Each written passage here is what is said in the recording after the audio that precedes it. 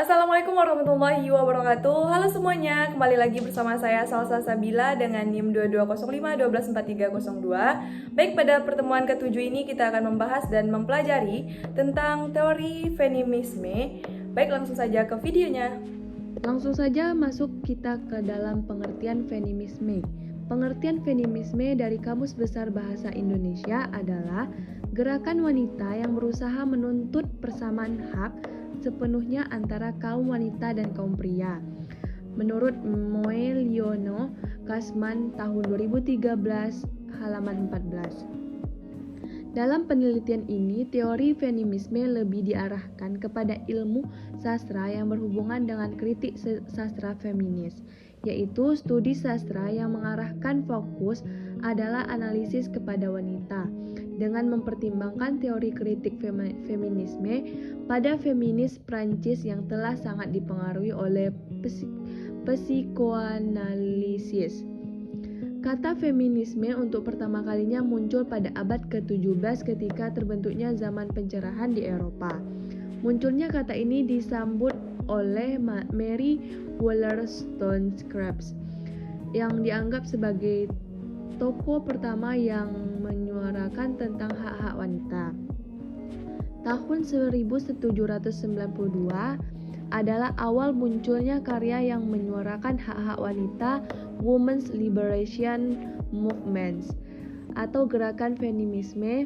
Inti karya itu adalah keinginan untuk melihat wanita itu bukan sebagai pahlawan atau kejam, tetapi perlakuan terhadap wanita sebagai makhluk yang sebagaimana mestinya.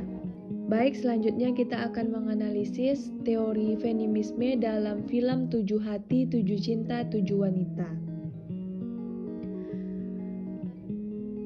Kedudukan perempuan dalam novel ini masih ditempatkan pada posisi yang belum layak, dianggap rendah oleh kaum laki-laki serta kaum itu sendiri yang belum sadar akan dominasi laki-laki atas dirinya tersebut. Selain itu, ada ketidaksetaraan hubungan antara laki-laki dan perempuan, di mana perempuan ditempatkan dalam posisi sebagai objek yang inferior, sedangkan laki-laki ditempatkan pada posisi subjek yang superior. Intinya, perempuan belum mendapatkan kedudukan yang layak dalam masyarakat. Raimul dalam penelitiannya menekankan untuk dapat mencapai eksistensi seorang perempuan harus mempunyai pendidikan yang tinggi agar ia bisa mandiri dan tidak bergantung pada orang lain. Baik, selanjutnya kita akan menganalisis tentang dialog film 7 Hati, 7 Cinta, 7 Wanita tentang teori feminisme ini. Pada peran utamanya yaitu Dr. Kartini SPOG, seorang dokter spesialis kandungan yang selalu sabar mendengarkan keluhan-keluhan pasiennya. Di usianya yang sudah sangat pantas memiliki pendamping yaitu 45 tahun, ia tetap tidak memperdulikan itu karena pengalaman buruknya di masa muda. Di sini ia digambarkan sosok wanita pelopor, pembela hak kaum hawa layaknya R.A. Kartini masa kini. Hari-harinya sebagian besar ia habiskan di ruang kerja di salah satu rumah sakit di Jakarta. Di situ ia bertemu kehidupannya, hidup yang lebih banyak menyelami masalah pribadi orang lain hingga dirinya sendiri tidak terurus. Ia sering menangani kasus-kasus yang diderita kaum wanita karena perlakuan kaum laki-laki. Ia menangani pasien bahkan lebih dari pelayanan dokter dengan pasien karena ia selalu memberikan pelayanan sangat ramah layaknya teman yang selalu memberikan bahunya untuk sahabat-sahabatnya. Selain memiliki sifat yang peduli, Dr. Kartini adalah sosok yang sangat pemaaf dan penyabar. Entah apalagi yang bisa saya katakan tentang penggambaran karakter yang ingin disampaikan sutradara pada dialog ini, yaitu teks dialog 1. Rohana, saya seolah menggantikan posisi dokter di rumah sakit ini. Dr. Kartini, itu hanya perasaanmu, Dr. Rohana, atau Dr. Rohana hanya salah tangkap? Jawab Rohana, iya, mungkin perasaan saya saja yang salah tangkap. Maka dari itu saya kemari, saya mau minta maaf. Dokter Kartini. Enggak, ada yang perlu dimaafkan. Gak ada. Dijawab oleh Rohana.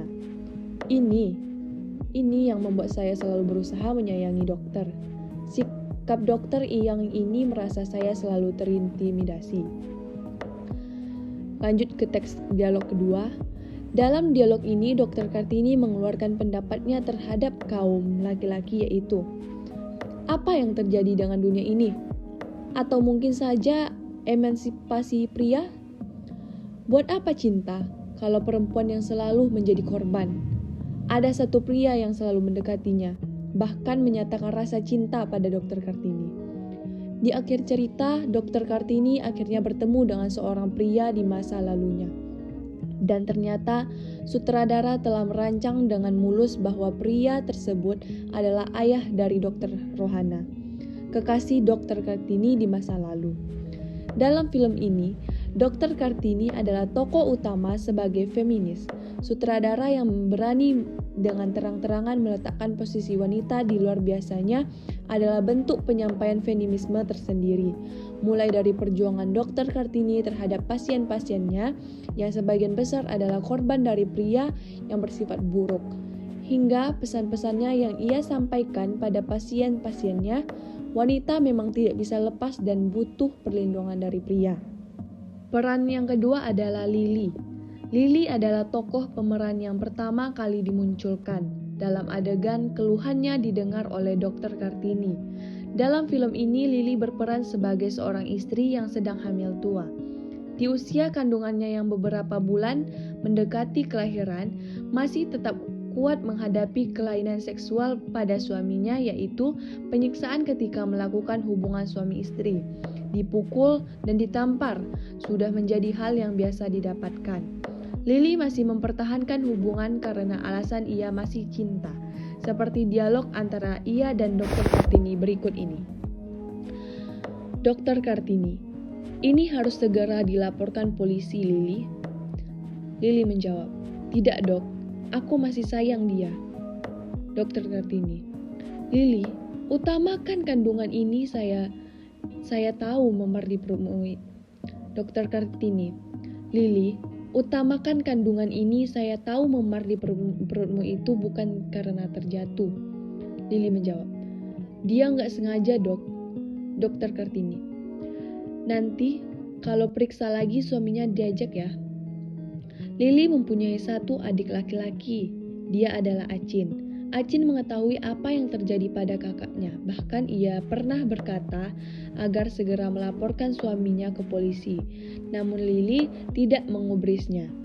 Entah sebuah kepatuhan terhadap suami ataukah ada alasan lain mengapa ia tetap mempertahankan suaminya hingga akibat fatal dalam menimpanya. Terjadi pendarahan hingga merenggut nyawanya. Peran yang ketiga yaitu Rara. Gadis belia ini belum mengerti kehidupan yang sebenarnya. Kepolosannya berakibat ia harus menjadi seorang ibu di usianya yang masih seusia jagung. Ia adalah siswi SMP kelas 2 yang dihamili oleh pacarnya, siswa SMA. Hobinya mengemut permen dan sedikit tomboy. Ia gadis yang ceria, tinggal bersama kakaknya yang sudah berumah tangga. Kehamilannya membuat kakaknya marah besar. Terlebih pacarnya yang juga masih sekolah tentu belum bisa menghidupinya. Memang Acin sangat sayang pada Rara. Tentu belum bisa menghidupinya. Memang Acin sangat sayang pada Rara. Namun dia belum berani bertanggung jawab atas perbuatannya. Seperti dialog yang terjadi ketika Rara hendak diperiksa di rumah sakit dan setelah diketahui oleh kakaknya bahwa dia hamil. Rara, kalau aku hamil gimana? Acin menjawab, aku nggak tahu, digugurin? Rara menjawab, enggak, aku punya anak, kamu harus kawinin aku. Lanjut dialog yang ke selanjutnya, Ratna, jadi ke rumah sakit? Rara menjawab, iya, jadi, sambil menangis. Ratna, Rara kamu kenapa? Rara menjawab dengan menangis, aku tidak tahu. Ratna menjawab. Ratna bertanya kepada Rara, "Rara, kamu hamil?" Rara menjawab, "Iya."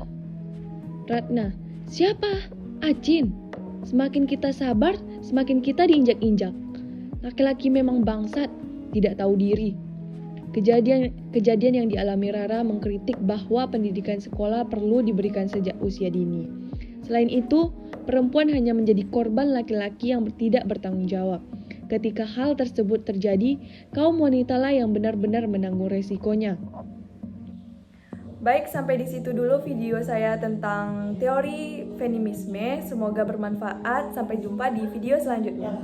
Assalamualaikum warahmatullahi wabarakatuh.